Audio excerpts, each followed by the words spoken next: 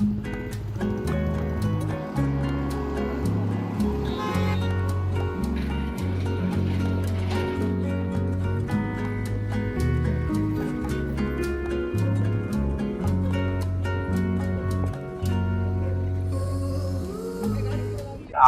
वगैरे साथ देण्यापेक्षा आज कुठल्या पंपावर गेलो ना, डिझेल मिळत नाही, पेट्रोल मिळत नाही. आणि आता भविष्यात आपल्याला डिझेल पेट्रोल या सगळ्या गोष्टीची जर बचत करायची असेल तर आपल्याला इलेक्ट्रिक गाड्या वापरणं गरजेचं आहे. इलेक्ट्रिकला पर्याय आपण सौर पॅनल लावू शकतो, इलेक्ट्रिक तयार करू शकतो. त्यामुळं या गोष्टीला एक सोर्स आहे. उद्या आपण डिझेलचा विचार केला, पेट्रोलचा विचार केला, हे सगळं परदेशातून आयात करायचं ना.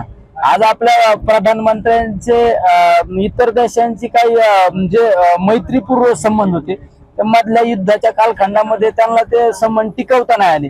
आणि ते संबंध व्यवस्थितरित्या न टिकल्यामुळं आज आपल्याकडं पेट्रोल पंपावर डिझेलसाठी, पेट्रोलसाठी रांगा लागलेल्या दिसतात. आज बरेच हॉटेल गॅसमुळे हॉटेल बंद आहेत.